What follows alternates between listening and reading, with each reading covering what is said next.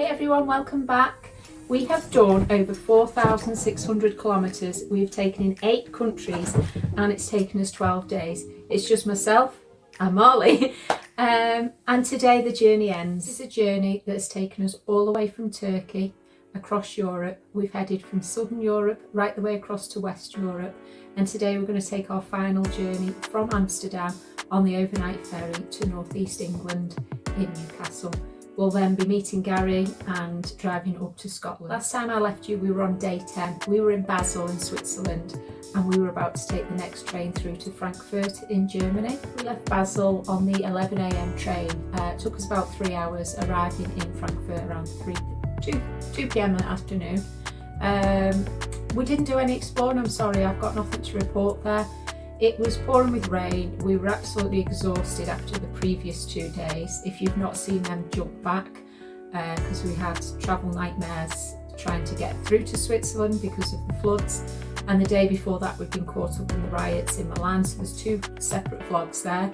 So when we arrived in Frankfurt, we literally just rested up in the hotel because we had it was about 7 o'clock in the morning, the train that we were catching through to Amsterdam. So on the morning of day 11, we left Frankfurt Hotel in complete darkness.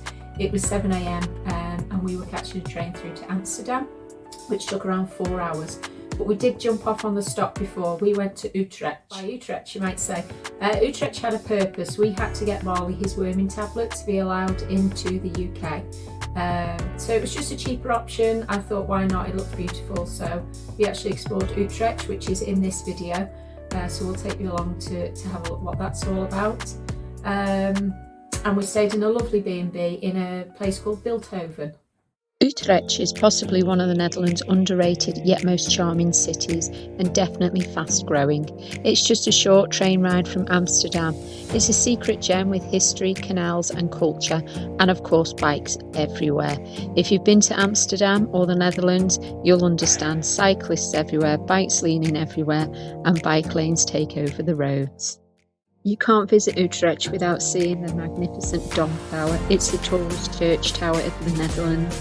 You can climb 465 steps to be rewarded with incredible city views.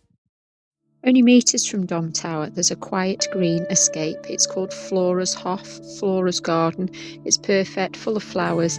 It's a peaceful and lovely contrast to the lively city centre. Winkel van Sinkel is worth a drink stop. It's a cultural hotspot that was originally a grand department store, and tourists often go to the Goose market, Gazen market. It's a square that in medieval times traded geese, but today it's a social hub of the city, and it has a lively square with cafes and restaurants. Maartensburg Bridge is picture perfect. It's spanning over the old canal. The old canal itself is a historic canal, with cafes and shops lining its waterfront. The Lettersvan is a huge never-ending poem. It's carved into the cobblestones, and every Saturday sees a new letter added, so that it will be an indefinite project. It was started in 2012 and is known as a poem for the future, so that it grows over the years and is designed to last for decades. Wandering back along the Zandelstraat, I stumble across this beautiful medieval cloister garden. It's kind of a secret spot and one of Utrecht's hidden treasures. The Zandelstraat street is one of Utrecht's main streets. It's full of shops and boutiques. It means Saddle Street. My school friends will know who this is. It's Miffy. Utrecht has given Miffy her own traffic lights. But why? Miffy was created here in 1955 and is celebrated all over the city, and they have embraced Miffy as part of its identity. Is Utrecht worth a visit? It's historic, compact and full of character, plus it's just a short trip from Amsterdam, but with fewer tourists. Between canals, markets, towering churches and bike culture, it's definitely a city to add to your Netherlands itinerary. That night we stayed in a leafy village called Bilthoven, and I have to say this little village was a gem of a find. It's peaceful and full of charm. Around the village are cute gift shops, cafes and quiet pace of life. It was the perfect last stop on this epic journey. We stayed at a place called Bubbles and Bed, and they went above and beyond. On arrival we were greeted by bottles of champagne, chocolates and even a special water bowl for Marley. The comfiest bed ever, the cosiest bathrooms, and it felt like home away from home.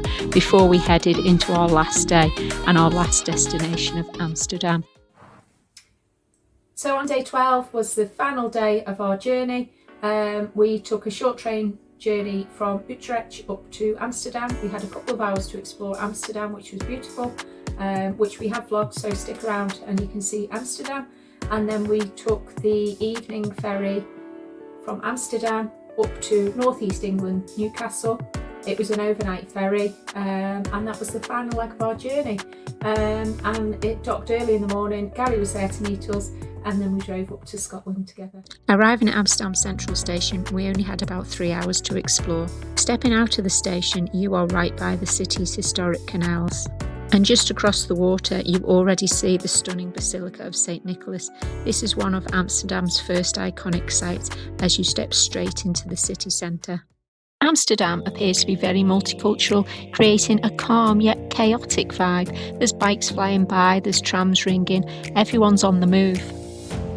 Walking along the Damrak Street, you stumble across everything that Amsterdam has to offer.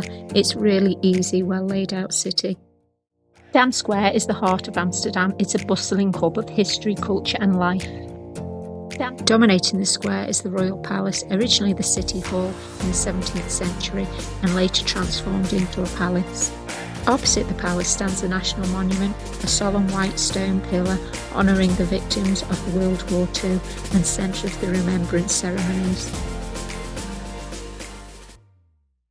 Amsterdam's canals are lined with tall, narrow buildings with gabled roofs. There's bridges linking all the streets and a city that's picturesque and full of character. On the canals, life takes an easy and unhurried pace. It's exactly what I imagined Amsterdam would be, with canals being the centre of the city's identity. Kalverstraat or Calf Street is named after the cattle market in the 15th to 17th century. Today it's the main pedestrian shopping street with over 150 stores. Next up it's the Mint Tower. It's a small but striking iconic tower set on the meeting of the rivers. It's named for the coins it once minted here, sometime in the 1600s. Everywhere along the canals there's rows of traditional Dutch houses, leaning slightly forward, each one unique and uneven, which adds to the charm and slightly storybook feel here. The famous flower market is burst with colour. There's rows of tulips and blooms. The scent's unbelievable, the colour, the energy. It's vibrant, iconic corner of Amsterdam. Apparently it was established in 1862 and the only floating flower market in the world. It's been running continuously for over 1.5 centuries, drawing in visitors from all over the world. Tucked away, I stumble across a peaceful courtyard. It was dating back to the 14th century and was once home to women who were devoted to prayer. It includes quiet chapels and the oldest wooden house of Amsterdam. So is Amsterdam worth a visit? To me, Amsterdam's a city of canals, culture, leaning houses, charming bridges, and there's a buzzing bike culture. There's cosy cafes. It's very friendly yet lively energy. Even a short layover, you can capture its unique charm and unmistakable atmosphere. And to me, it makes for a perfect weekend away.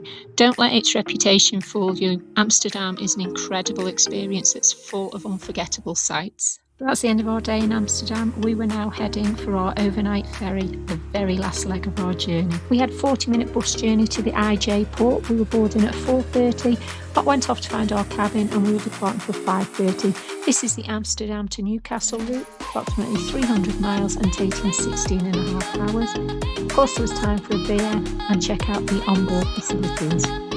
We popped up to the aft deck for one last sunset at sea before taking in a little bit of live music and then popped into the restaurant for something to eat before heading to bed. We woke up excited today. We knew that we would be arriving in the UK within the hour and Gary was going to be there to meet us. As we head home, it's time to reflect, and it's certainly been a journey of discovery. It's proof that I am capable of doing this, growing through the experience and pushing myself beyond what I thought was possible. But I honestly couldn't have done it without Gary's support. Gary knew that this was something that I wanted to do, something that I needed to do to grow as a person. And he's been with me every step of the way, on the end of the phone every single day. And I know it's probably been even harder for him, worrying every day about my safety. But we kept each other going along the way, and I'm so grateful for his patience and his unwavering support throughout this whole journey. After all the miles and all the unknowns, this is what settling in looks like. Warm baths, blankets and cuddles. No more rushing, just us finally settled. New smells and a whole new world to sniff and explore. And then the snow, cold paws, curious steps.